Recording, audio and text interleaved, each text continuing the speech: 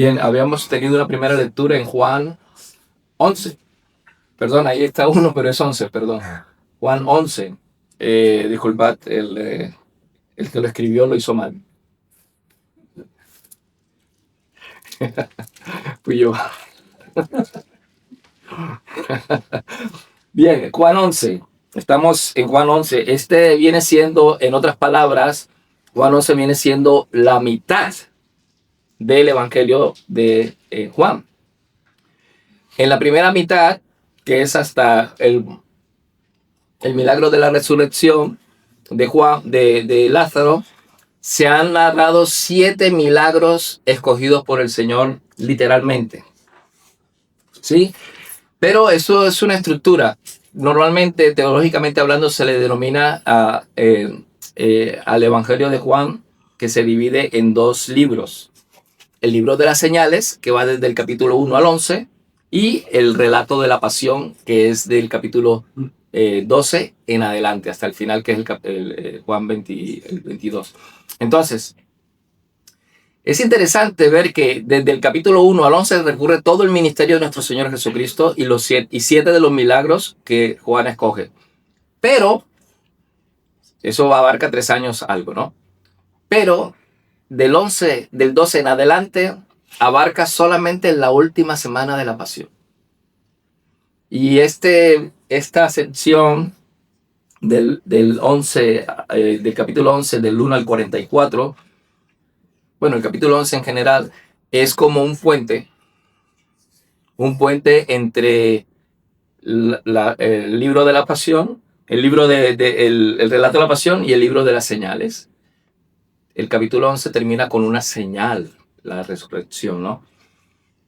Entonces, dentro de la arquitectura teológica de este libro, la resurrección de Lázaro se elige como la 7ª señal, ¿no? La 7ª señal, imagínate. Sí, el milagro final y culminante que cierra la primera parte del libro. Y entonces vemos que Juan escoge 7 milagros específicos, que es, en otras palabras, el número de la perfección de Dios, para demostrar la deidad de Cristo. Esta señal que vemos hoy, que vamos a ver hoy en Betania, no es solo un acto de compasión, que sí lo es, sino un puente estratégico, lo que decía anteriormente. Y el propósito, ¿sí? De este milagro de la resurrección específicamente es encaminar al oyente. El propósito de Juan es encaminar al oyente a que vea que Jesús también tiene poder sobre la muerte. Tiene poder sobre la muerte para vencer la muerte. ¿Por qué? Porque, bueno, una semana después él iba a ser crucificado y torturado, ¿sí? Pero los discípulos necesitaban saber que Jesús también tenía poder sobre la muerte. Él había hecho muchas sanidades. Él había hecho muchas señales. Aquí narra 7 con 6 hasta el momento. ¿Sí? Entonces, el propósito de Juan es preparar al creyente para enfrentar el último enemigo. Ese es el propósito del Evangelio de San Juan. Preparar al creyente para enfrentar el último enemigo. Revelando de esta manera la respuesta a la gran pregunta humana sobre la tumba. Y esta ya ha sido contestada o dada por el Hijo de Dios. Por lo tanto, hoy nos centraremos específicamente en versículos del 1 al 16. Hace poco en Colombia hubo un terremoto devastador y justo antes lo hubo en Venezuela.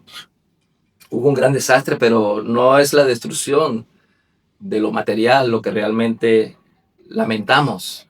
No es la destrucción de lo material lo que lamentamos, sino de las personas. Nosotros en esta zona latinoamericana, en Latinoamérica en general, en esta zona del mundo, somos muy relacionales. ¿Entendéis la palabra relacional? Somos muy relacionales, muy comunitarios, de momento. Somos comunitarios de momento, pero esperamos ser comunitarios siempre. Sí, apreciamos el vecindario, apreciamos a los vecinos, los compañeros de clase que fueron con nosotros desde jóvenes, los vecinos de niños cuando crecimos, y los tratamos por lo general con familiaridad, ¿sí? Como familia, de forma cercana, amiga, íntima. Eso es lo que hacemos normalmente en Latinoamérica, y cuidamos nuestros propios vecindarios, y creemos que nuestros hijos pueden salir a la calle porque la vecina le está echando un ojo, está mirando que a los niños no les pase nada, y esto es hermoso. Y es por eso que debemos entender el dolor de esta pérdida que han tenido hace poco nuestros hermanos en Colombia. No solo eran personas, no solamente fueron edificaciones, que ver esas cosas te pone la piel de gallina, ¿sí? Sino también que eran padres, madres, tíos, amigos, profesores, vecinos, que lloran la partida de sus seres queridos. Y nosotros tenemos que llorar con ellos. Quizás tú no hayas perdido a ninguno en este evento, pero definitivamente vamos a hacerlo. En cualquier momento, tarde o temprano, será así, perderemos a alguien que amamos. Así que es por lo que debemos de ser compasivos, llorar con los que lloran. Vemos en Juan 11:35, dice así, Jesús lloró. Juan 11:35, Jesús lloró. ¿Sí? El creador del universo, ¿sí? El creador de todas las cosas, el que todo lo sabe y puede, lloró. Y lloró con Marta, con María y con los vecinos de ellas. No dijo, venga hombre, que no es para tanto, si ya yo voy a resucitarlo. Tampoco dijo, ni siquiera, ni lo regañó. O sea, ni lo regañó ni le dijo que no se preocuparan. Ni tampoco fue impasivo en el sufrimiento de esta familia y amigos. Antes, por el contrario, ¿qué hizo Jesús? Validó el dolor. Jesús validó el dolor. Le dio el espacio que debe tener este sentimiento. Y esto muestra el glorioso carácter de Dios nuestro Consolador. Dice el Salmo 34:18. Cercano está Jehová a los quebrantados de corazón y salva a los contritos de espíritu. En Jonás 4:10 dice, y dijo Jehová, ¿tuviste tu lástima de la calabacera en la cual no trabajaste, ni tú la hiciste crecer, que en espacio de una noche nació y en el espacio de otra noche pereció? Y no tendré yo piedad de Nínive, aquella gran ciudad donde hay más de 120,000 personas que no saben discernir entre su mano derecha y su mano izquierda, y muchos animales.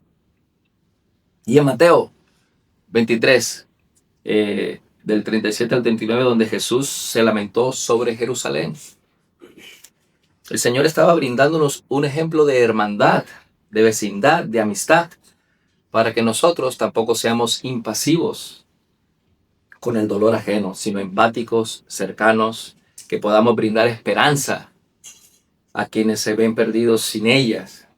Nosotros, los creyentes, tenemos esperanza y tenemos medios espirituales que los incrédulos carecen. Y aún así,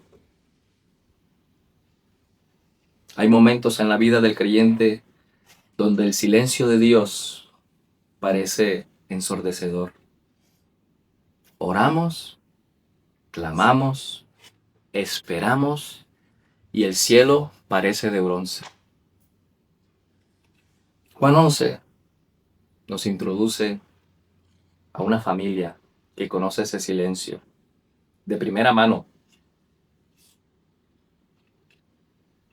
Sé que nosotros también hemos pasado por ahí. María y Marta enviaron un mensaje al Señor, urgente, un mensaje urgente a Jesús. Señor, el que amas está enfermo. Señor, el que amas está enfermo. Y Jesús no fue. No de momento, no de inmediato. Se quedó 2 días más. ¿Cómo entender Un Dios que ama y sin embargo permite que el dolor se prolongue. ¿Cómo entenderlo? Este pasaje no nos da una respuesta fría y teológica estructurada acerca de pitos y flautas. Nos da algo mejor. Nos muestra el corazón de Cristo detrás de esa demora. ¿Por qué Cristo se tardó 2 días más? Why? Entonces hoy estudiaremos los primeros 16 versículos de Juan 11 y veremos que la enfermedad, la espera y aún la muerte de Lázaro no fueron un accidente, sino un escenario soberanamente diseñado para la gloria de Dios y la fortaleza de nuestra fe. Ese es el mejor escenario que nosotros podemos observar para que nosotros tengamos esperanza. Entonces vemos la primera escena. Vamos a leer completo hasta el versículo 16, del 1 al 16.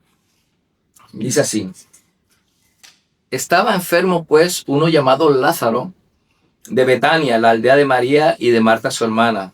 María, cuyo hermano Lázaro estaba enfermo, era la que ungió al Señor con ungüento y enjugó sus pies con sus cabellos. Vamos a dejarlo en el versículo 3. Enviaron pues sus hermanas a decirle: Señor, he aquí, el que amas está enfermo. El que amas está enfermo. Fíjate en esto. Juan identifica a Lázaro por su relación con María y con Marta. ¿Sí? No se le presenta como un líder religioso, ni como un hombre poderoso, sino como hermano. Hermano. No como miembro de una familia que Jesús amaba. Como miembro de una familia que Jesús amaba. Entonces el evangelista quiere que entendamos que este milagro de Lázaro nace en el contexto de la amistad y el afecto genuino. ¿Entendéis? El Señor Jesús, cuando recibe aquel al que amas, Lázaro es un hermano de Marta y de María, no es el líder religioso. O sea, está siendo hermoso el apóstol Juan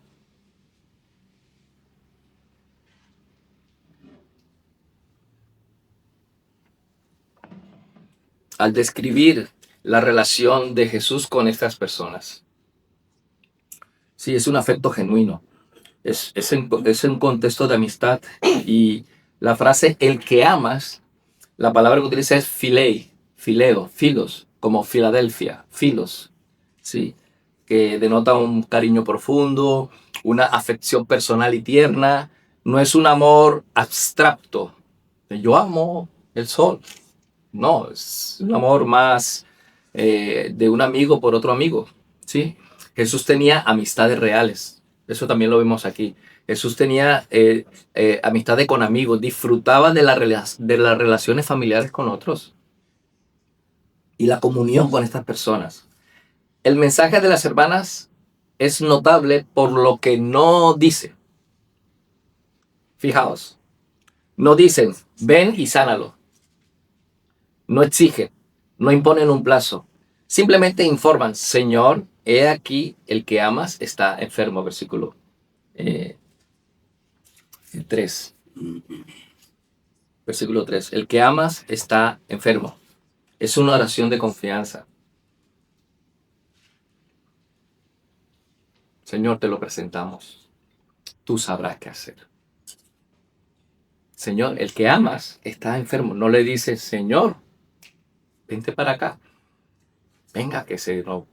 O sea, como si Jesús fuese un médico ambulatorio, un médico a domicilio. No. Están diciéndole que tu amigo, el que tú amas, está enfermo. ¿Qué hace un amigo? Pues, ¿nosotros qué haríamos? Pero fíjate, ¿cuántas veces nuestras oraciones se convierten en listas de exigencias? Ellas no le exigieron a Jesús, pero nuestras oraciones muchas veces se convierten en listas de exigencias. En cambio, las hermanas de Lázaro nos enseñan a presentar el dolor al Señor, ¿sí? Con la certeza de que Él ya sabe, el Señor ya ama. El Señor ya está interesado. ¿Qué dice la palabra de Dios acerca de nosotros? Él nos ama. Con amor eterno te he amado.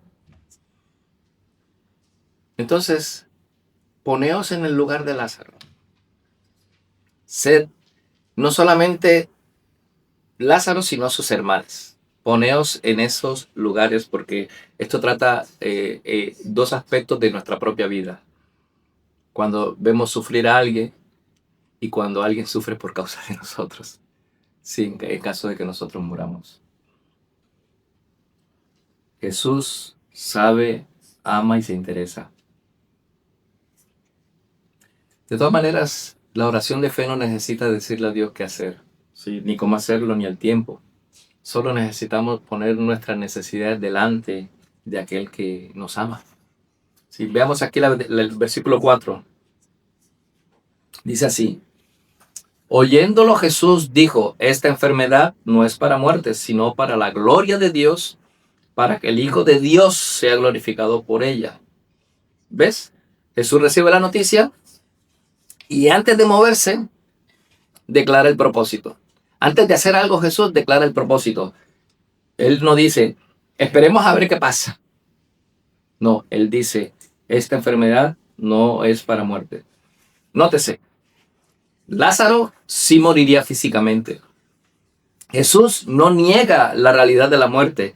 Lo que niega es que la muerte tenga la última palabra. Eso sí, hay una realidad, la muerte es real, pero el Señor Jesús dice, no, la muerte no tiene la última palabra, es lo que está diciendo. ¿Sí? Y el propósito es doble. Si os fijáis, es para la gloria de Dios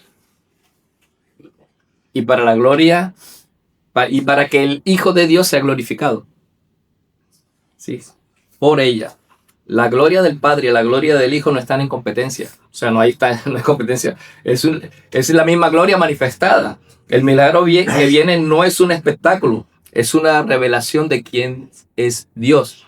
La gloria del Hijo y la gloria del Padre es la misma gloria.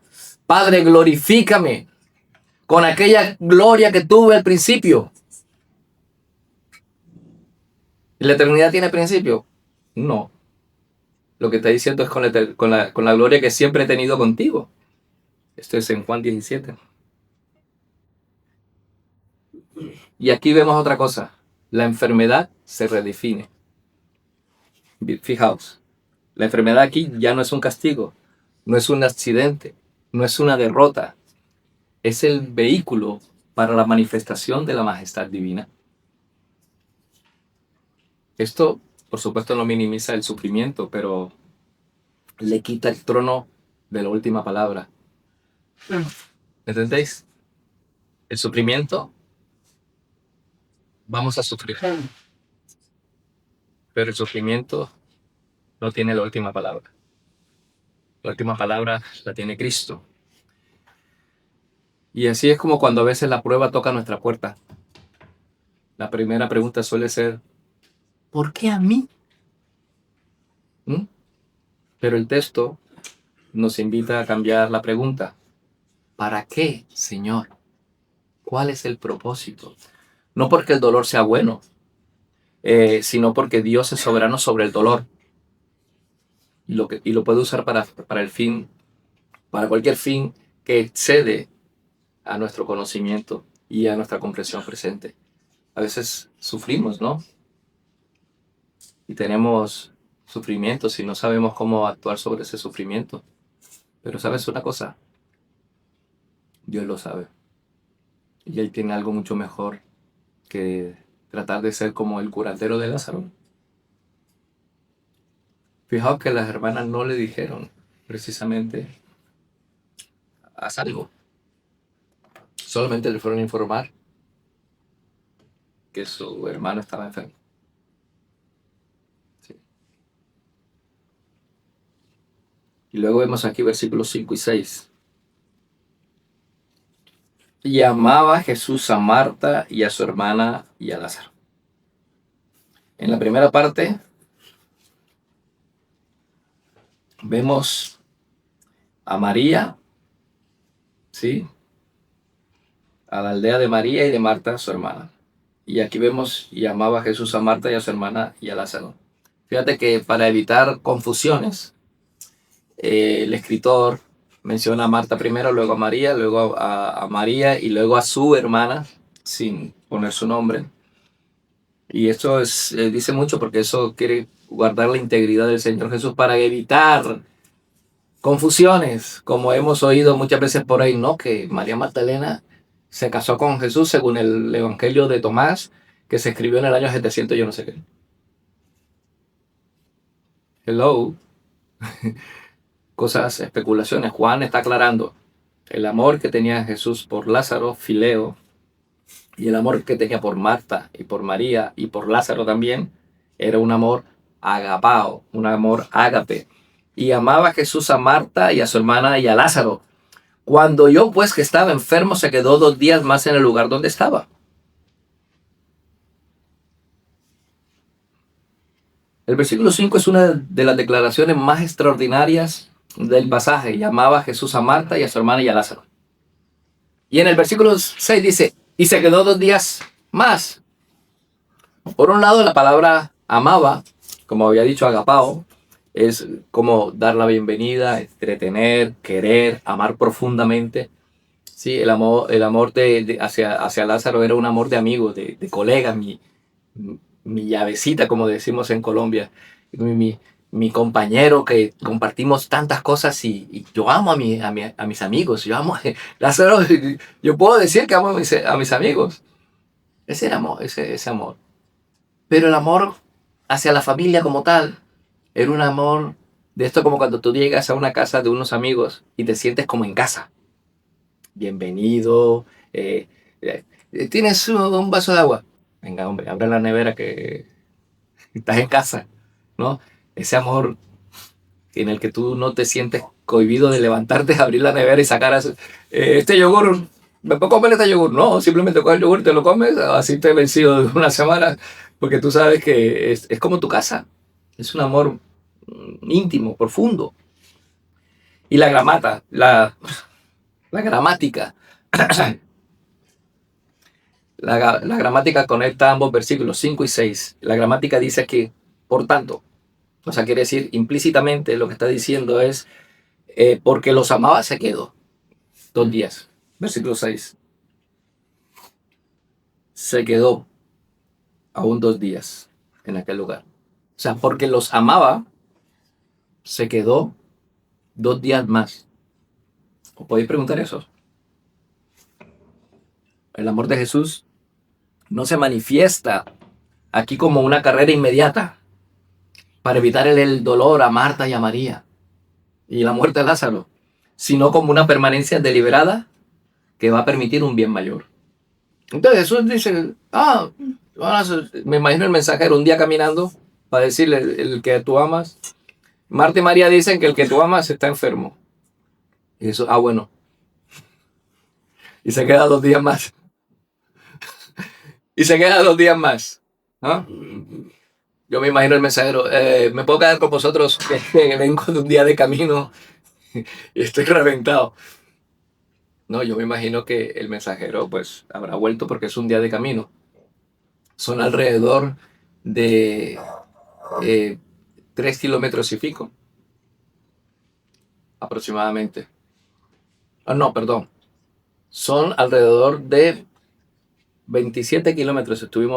Ayer estuvimos revisando las estadísticas de Betania, porque fijaos que Jesús está en Betania, al otro lado del Jordán. ¿Por qué lo sé yo? Porque en el versículo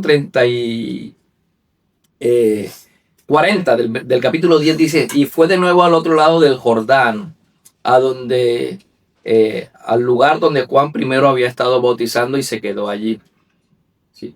¿Dónde es eso? Pues en Betania, al otro lado del Jordán, otra ciudad que también se llamaba Betania o Betabara, ¿sí? Ciudad de paso, del cruce.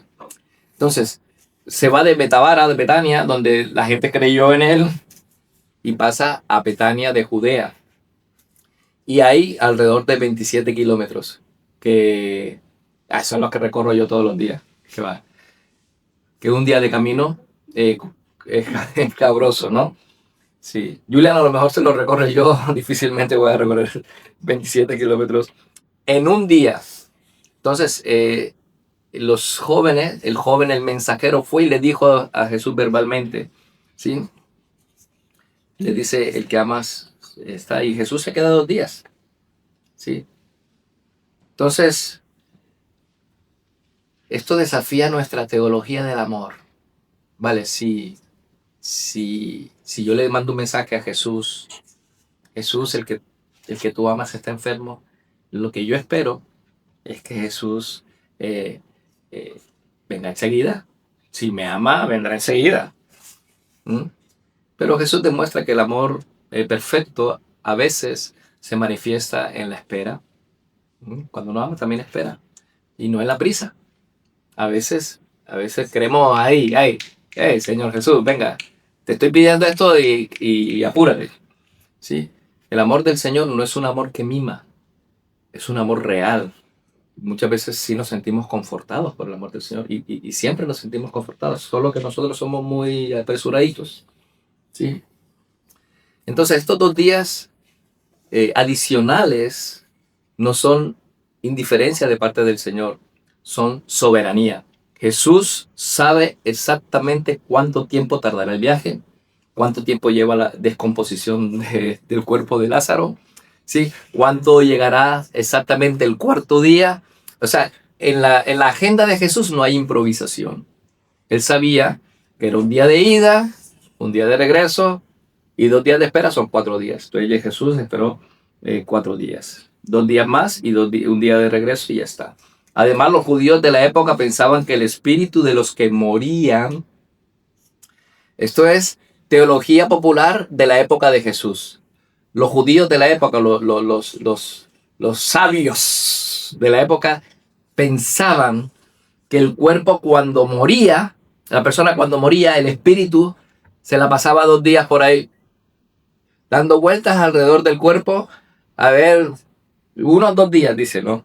Sí, deambulando. Eso es la teología básica de la época de Jesús. 2 días deambulando por ahí. Y no me pregunten por qué, pero era lo que esta gente creía. Era teología popular. Y cuando veían el espíritu, esto según ellos, y cuando el espíritu veía que el cuerpo ya se empezaba a descomponer, decía, aquí no tengo nada que hacer. Y el espíritu partía al Sheol, ¿no? O a quién sabe dónde según la teología de estos judíos. Estos son los mismos del Talmud, ¿vale? Los mismos que escribieron el Talmud. Entonces, si hoy estás tú en el segundo día de una espera que no entiendes, tú has estado pidiéndole al Señor algo y todavía no viene enseguida, no te responde inmediatamente, que sepas que el Señor no te ha abandonado, que sepas que el Señor está esperando el momento adecuado para venir a ti. ¿Sí? El que ama se queda, ¿sí? El que ama permite que te pase lo que te está pasando. El que ama, nuestro Señor Jesucristo, tiene un cronómetro que tú no puedes ver. Y una agenda que tú tampoco puedes ver. ¿Cómo te encantaría mirar la agenda del Señor? Bueno, Señor, muéstrame tu agenda para el día. Es que no, esta parte de aquí no concuerda con mis planes. Deja que el Señor sea Dios. ¿Sí? La demora de nuestro Señor Jesucristo muchas veces no es negación. Es la preparación para algo mucho mayor. Versículo 6. Ahora versículos del 7 al 10. Entonces, después de esto dijo a sus discípulos, vayamos a Judea otra vez. Le dijeron los discípulos, Rabí, hace poco los judíos procuraban apedrearte y otra vez vas allá. Qué manera tan diplomática de esquivar el problema, ¿no? Vayamos, dice el Señor Jesús, y los discípulos dicen, ¿vas? ¿Vas tú? Nosotros nos quedamos aquí. Vayamos, vas. Sí, dice aquí. Otra vez allá.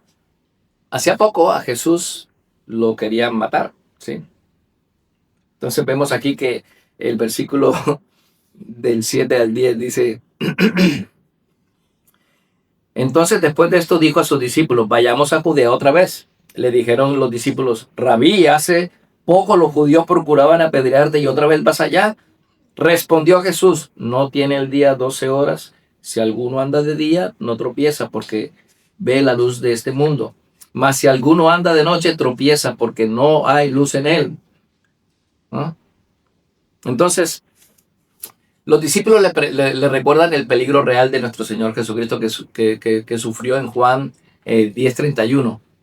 Los judíos intentan apedrear a Jesús.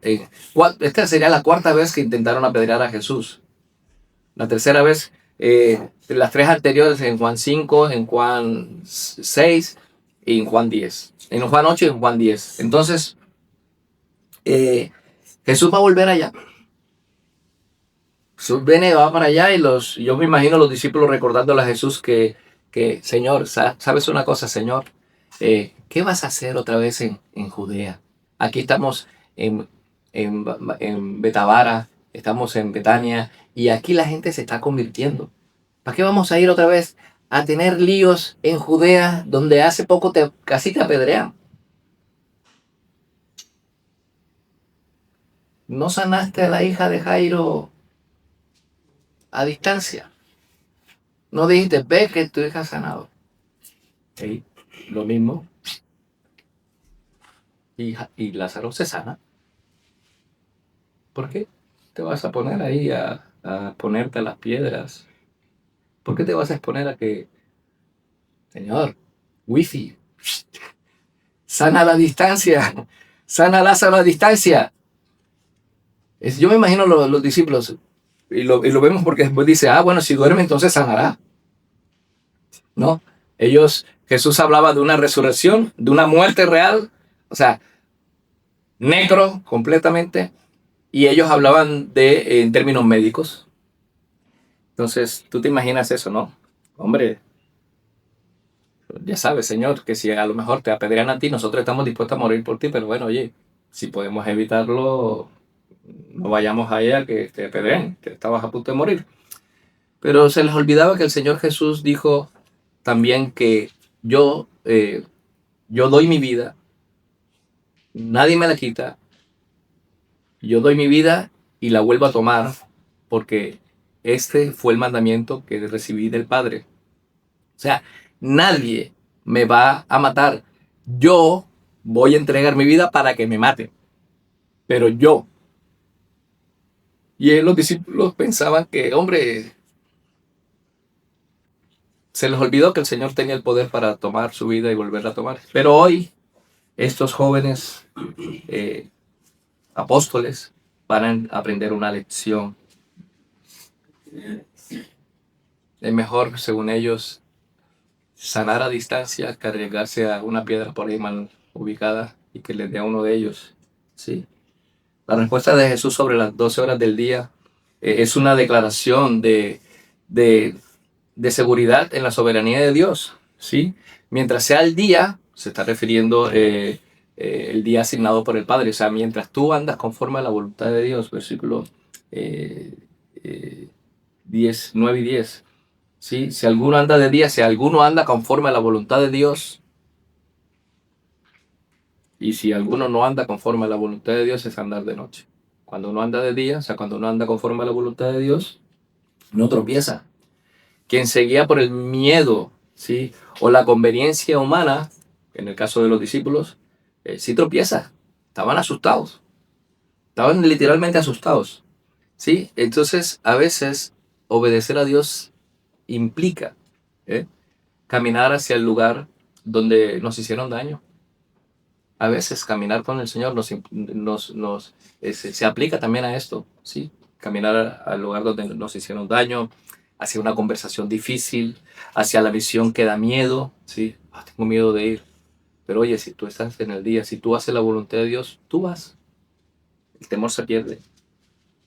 Y la promesa del Señor no es una ausencia de peligro, sino presencia de la luz. O sea, y aunque ande en valle de sombras de muerte, no temeré. ¿Veis? El peligro no desaparece, pero el Señor está ahí. Nosotros tenemos esa esperanza. ¿Sí? Y los que andan de noche pues tienen miedo. Ahí están los discípulos. Venga, Señor, que estamos muy bien de este lado del Jordán. Nadie puede adelantarnos al sepulcro, nadie nos puede matar si Dios no lo quiere. Esa es la realidad. El versículo 11, creo, 11 al 14. Lázaro duerme.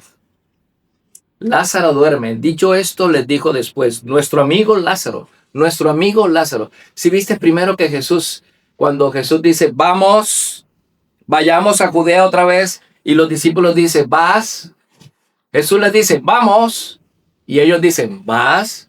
Lo que estaban era evitando la situación. Y Jesús dice, nuevamente, Jesús les dice en el versículo 11, habiendo dicho esto, les dijo después, nuestro amigo Lázaro, nuestro, no era solamente amigo de Jesús, era amigo también de los discípulos. Nuestro amigo Lázaro duerme, pero voy a despertarlo. Y ellos dijeron, bueno, versículo 12. Dijeron entonces sus discípulos, Señor, si duerme se sanará, lo que te decíamos, ¿para qué vas a hacer allá? Para que te apedreen. Si duerme sanará, esperemos que se sane, ¿no? ¿Sí? Entonces, aquí hay una observación muy importante. Jesús llama a la muerte sueño. Jesús llama a la muerte sueño. No es un eufemismo vacío. Sí, en la teología juánica, en la teología de Juan, el sueño implica algo que tiene que despertar. Si duerme, se despertará. Si muere, no se va a despertar. Pero si duerme, se despertará. ¿Sí? La muerte, para el que está bajo la autoridad de Cristo, es simplemente un sueño. ¿Sabéis? La muerte, para nosotros, los creyentes, es un sueño. Pierde su carácter de punto final y se convierte en un estado temporal. La muerte se convierte aquí en un estado temporal. Jesús redefine el concepto de muerte. Para el que está en él, no es la última palabra, no es el punto final, es la coma. Sí, es la coma. Sí, es algo reversible. Como cuando alguien sacude a una persona para despertarla. Eso es la muerte para nosotros. Nosotros tenemos esperanza. Sabemos que cuando Él venga nos va a resucitar.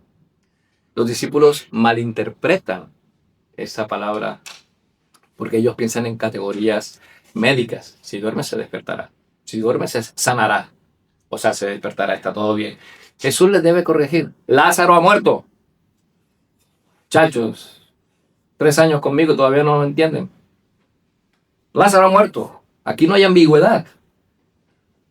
Jesús no niega la realidad biológica de la muerte, simplemente la reencuadra. Muerte para el creyente igual sueño. La muerte es real, pero no es terminal para quien pertenece a Cristo. Hay esperanza. No vamos a morir, vamos a dormir. ¿Sabes qué significa la palabra cementerio? Ya lo he dicho un poco de veces, pero bueno, ¿sabéis qué significa la palabra cementerio? ¿Alguien sabe qué significa la palabra cementerio? Lo habré dicho en otro público. Significa dormitorio. Cementerio significa dormitorio. Eso es la palabra latina para dormitorio. ¿Dónde vas tú? Voy al cementerio. Voy al dormitorio. Y eso se convirtió para los cementerios, se convirtió en el nombre. Porque se supone que los cristianos van a ir a dormir. Y eso es hermoso. ¿Sí? Y el uso de nuestro amigo es significativo.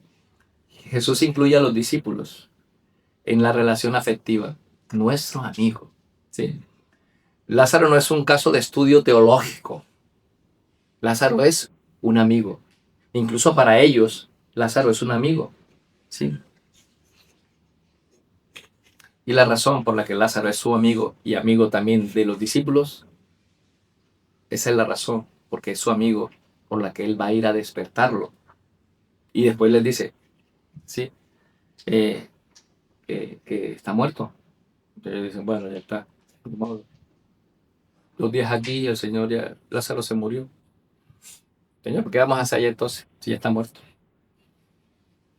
Pero mira tú, para el creyente, aquí vemos que la muerte ha sido redefinida. La muerte tiene otra dimensión para nosotros. No es un abismo sin retorno, es un sueño del cual Cristo nos va a despertar. ¿Sí? Esto tampoco elimina las lágrimas y el duelo. Vemos a Jesús que lloró, pero sí que elimina la desesperanza. Por eso cuando vemos que muere alguien y alguien querido o el familiar de alguien querido, tú lamentas que la persona esté pasando por ese sufrimiento. Tú debes consolar a esas personas. Tú debes sentir y saber, y más aún, si esa persona no es creyente, esa persona no tiene esperanza. No tienen esperanza. Se murió y, y ya, y punto final. No, hay esperanza para aquel que está en Cristo Jesús. Hay resurrección. Hay vida más allá de la muerte. Es maravilloso que tú le digas a una persona, mira, hay esperanza. Mira, hace poco hablé con el padre de un compañero de clase, de mi hijo, de Leonid, y me dice, yo le digo, bueno, tú sabes, cuando uno muere hay solamente 2 opciones, o mueres en Cristo o mueres sin Él. Y él me dice, bueno, para mí hay solo una opción.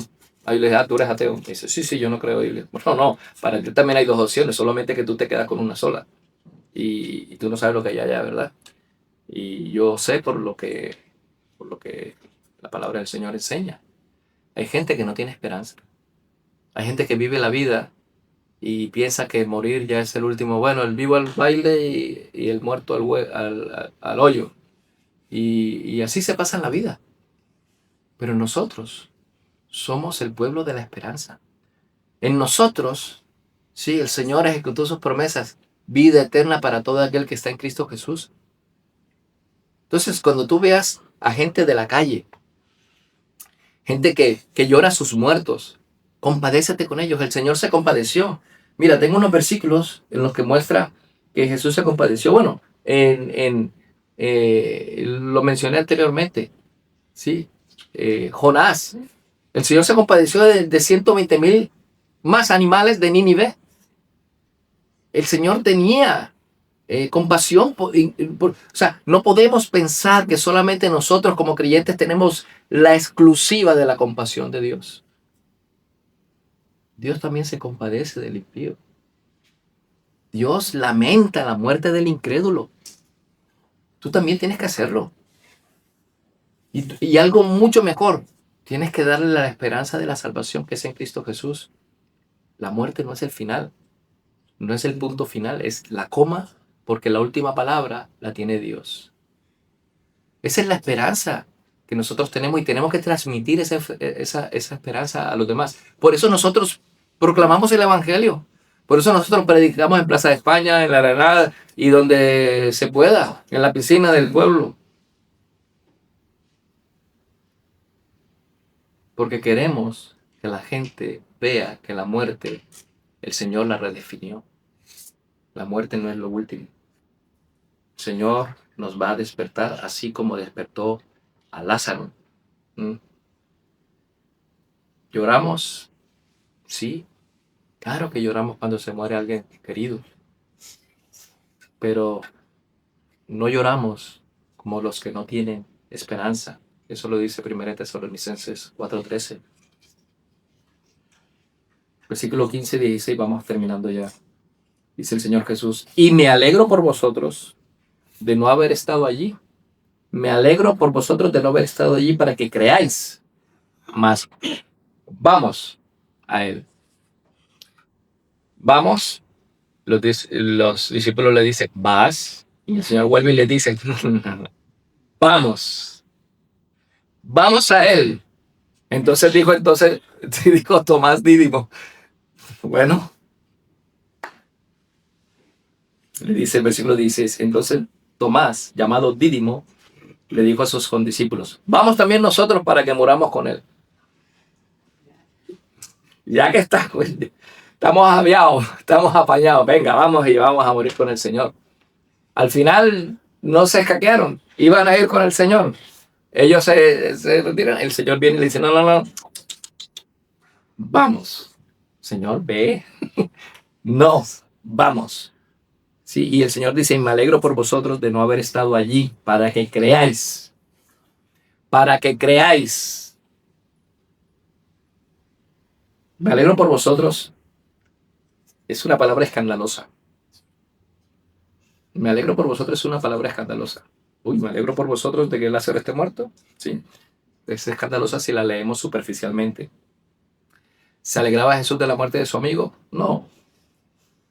Se alegra de que la ausencia de Jesús haya permitido que la situación llegara a un punto donde la fe de los discípulos sería desafiada. Ellos estaban acostumbrados a ver los milagros de Jesús. 6 milagros ya se habían narrado aquí y tantos otros milagros que Juan no incluye porque él quería enfocarse solamente en 7 milagros. Y cada milagro mostraba que Jesús es el Mesías, el Hijo de Dios, y para que creyendo tengamos vida en su nombre. Eso es lo que dice Juan 21, 20, 31. Entonces, el Señor Jesús se alegra de no haber estado ahí para que ellos crean que Jesús solamente no es un sanador, sino que Jesús tiene poder sobre la muerte. Y hay 4 días para quitar toda especulación de los judíos de que andaba por ahí deambulando el espíritu por ahí 2 días o 3 días y tal, y después para evitar cualquier tipo de especulación. Sí, la fe de los discípulos no solamente sería desafiada, sino también sería profundizada. Esa fe se arraigaría mucho más. ¿Sí? Si Jesús hubiese estado presente, ¿sí? Probablemente habría sanado a Lázaro, ¿no? Lo más lógico. ¿Sí? Habían visto tantas sanidades, pero al permitir Jesús la muerte les estaba preparando para algo que jamás habían visto, la resurrección. Ellos nunca habían visto una resurrección, habían visto a Jesús sanar, caminar sobre las aguas, habían visto a Jesús tener potestad sobre los peces, el pan y toda multiplicación impresionante, milagros que muestran su gloria, pero no habían visto al Señor Jesús resucitar un muerto y un muerto de 4 días. Un muerto que fue resucitado a una semana de la muerte de Cristo. Breve, la semana de la pasión. Después de esto, ya dijeron, definitivamente nos vamos a cargar a Jesús y a Lázaro. Lo dice más adelante. Nos cargamos a Jesús y a Lázaro, porque todo el mundo se está yendo con ellos. Imaginaos qué tipo de religión es esta. Ya la conocéis. El propósito es claro. Cuando sus discípulos se enfrenten la muerte de Jesús, que está próxima, necesitan ver que el Maestro, Rabí, Jesús, tiene poder sobre la muerte. Si resucitó a Lázaro, también resucitará a él, ¿verdad? Pero ¿cómo sabemos si resucita a alguien si no hemos visto ninguna resurrección? Habrá sanado, habrá hecho tantas cosas maravillosas, habrá multiplicado tanto, habrá hecho tantos milagros, pero muertos, lo que se dice muertos, no hemos visto resucitar. Y Juan les está diciendo, aquí veréis la resurrección. Entonces Jesús se alegró porque ellos verían la prueba de que Él tiene también poder sobre la muerte. Él puede resucitar a los muertos. Él puede resucitar a aquellos que creen en Él. ¿Y sabes qué? Lo resucitó. Y lo resucitó. Sí. La muerte no tiene poder sobre el Maestro. ¿Te imaginas a los discípulos? La muerte no tiene poder sobre el Maestro. El Maestro, el Señor, tiene poder sobre la muerte. Vamos a morir con el Señor Jesús. ¿Sí? Eso fue al final lo que dijo Tomás. Dídimo, llamado el dídimo, ¿no? Necesitan una fe que soporte el Calvario. Ellos necesitaban tener esa fe reforzada para cuando viniera la época, la semana siguiente del Calvario de Jesús. Ellos tenían que tener una convicción mayor de la que ya tenían acerca del Mesías. Tenían que tener la convicción de que el Mesías también tenía poder sobre la muerte. Y esto es lo que sucede. Hay varias muertes en el Antiguo Testamento y resurrecciones. Algunos teólogos dicen que reanimaciones. ¿Sí? Yo creo que es el hijo de la viuda de Sarepta. ¿Os acordáis del hijo de la viuda de Sarepta? El niño, el hijo de la viuda hospedaba a Elías y este se enfermó gravemente y murió. ¿Sí? Elías llevó al niño a su habitación, se tendió sobre él 3 veces y clamó a Dios. Resultado, el Señor lo resucitó. Escuchó la voz de Elías y el Señor lo resucitó y lo revivió. Eso está en Primera de Reyes 17, del 17 al 24. Primer libro de Reyes 17, del 17 al 24. Segundo, el hijo de la mujer tsunamita. Sí, el hijo de la mujer tsunamita. Segundo libro de Reyes 4, 18 al 37. Aquí el profeta era Eliseo. ¿Y qué pasó? Bueno, un niño que había nacido gracias a la profecía de Eliseo murió repentinamente. Tu hijo nacerá y de pronto el niño nace y pasa un tiempo y el niño muere repentinamente de un fuerte dolor de cabeza.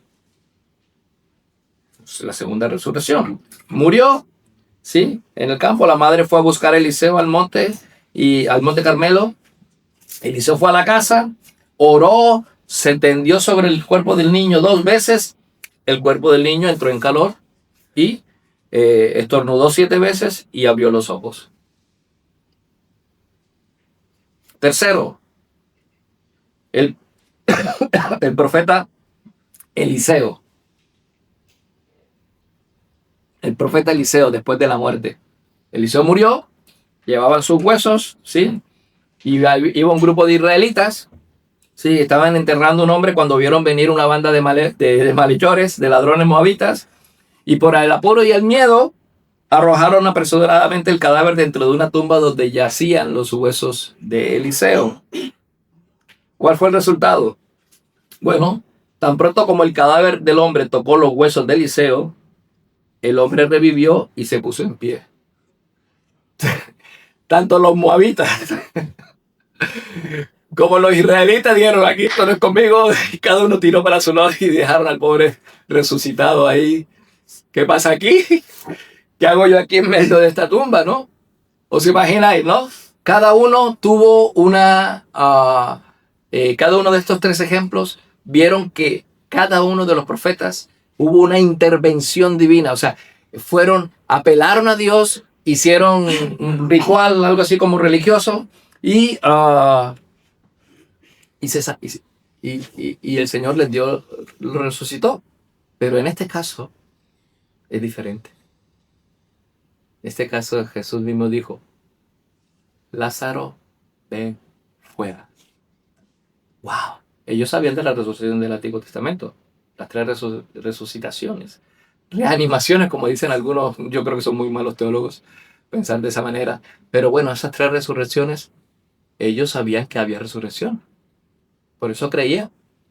Pero que Jesús mismo dijera, sal, fuera, teniendo poder sobre la muerte. Es increíble.